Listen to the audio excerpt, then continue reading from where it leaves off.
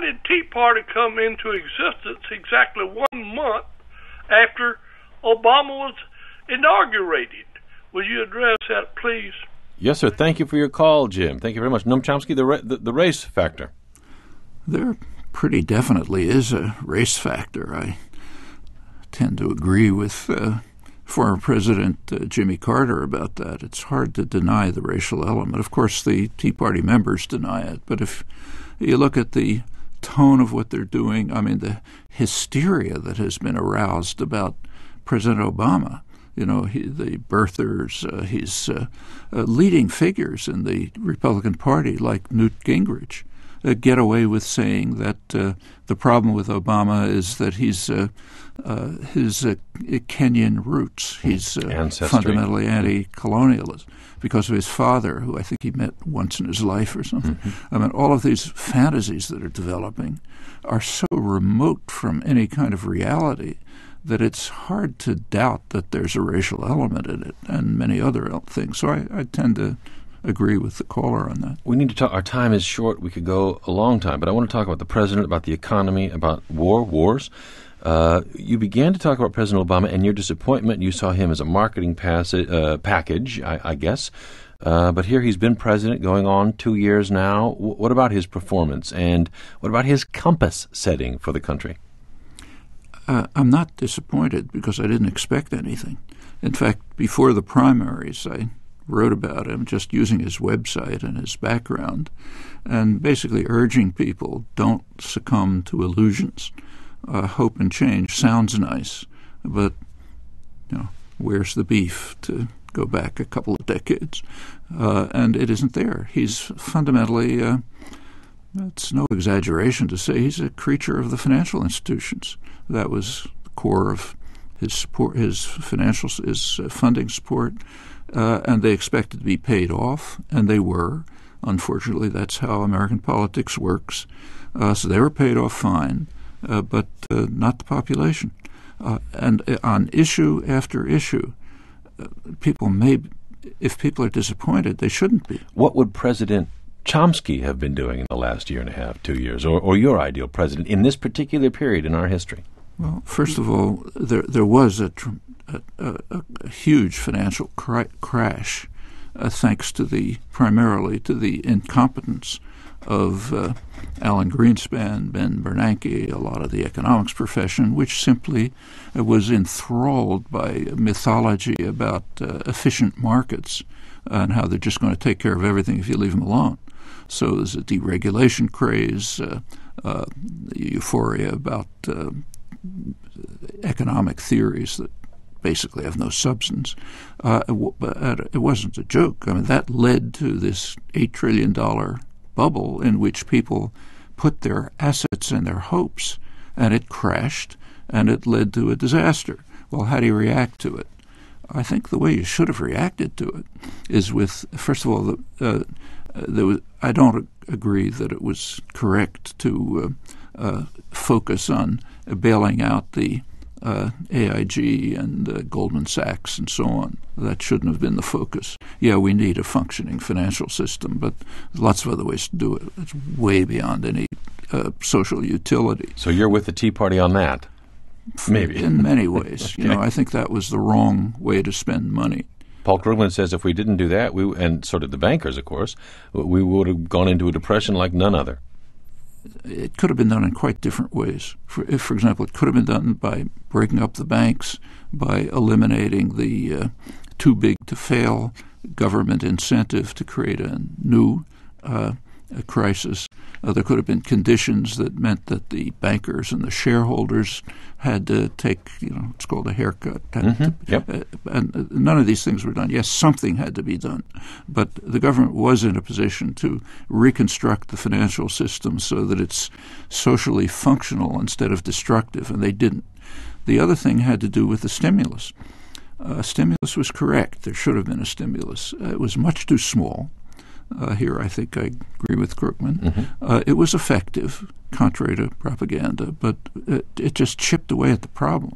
Should have been much larger, should be much larger now. And there should have been a dedication to developing industrial programs that really would lead to growth. I mean, take some examples. Almost everyone agrees that the big growth industry for the future is going to be green technology. Well, where's it being carried out? U.S. investors are putting more money into China for green technology than they are in the U.S. and Europe combined.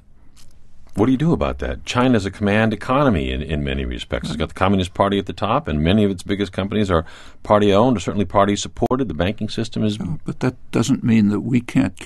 In our history, we've carried out many programs under government initiative and funding that created industries of the future.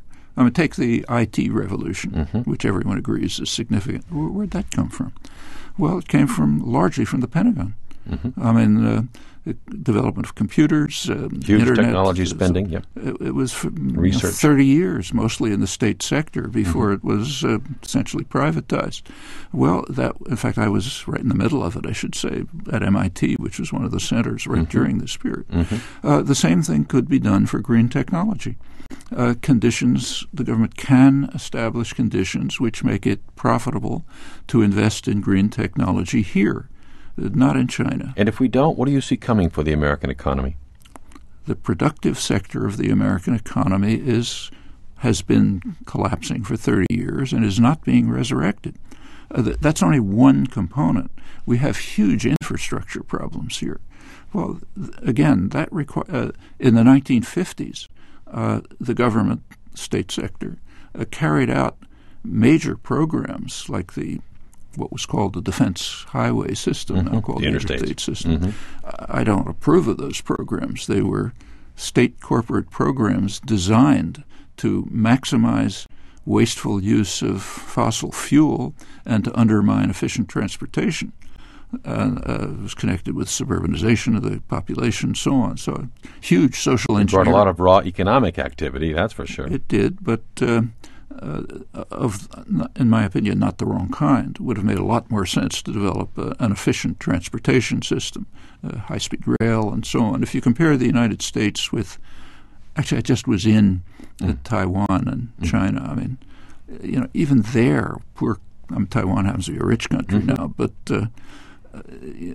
in many respects, Taiwan makes the United States look like a third world country. Why? But even if you go to Europe, and in fact, let's be specific about this. Obama essentially took over the auto industry. One of the things that he did was continue to dismantle plants, General Motors plants, and so on.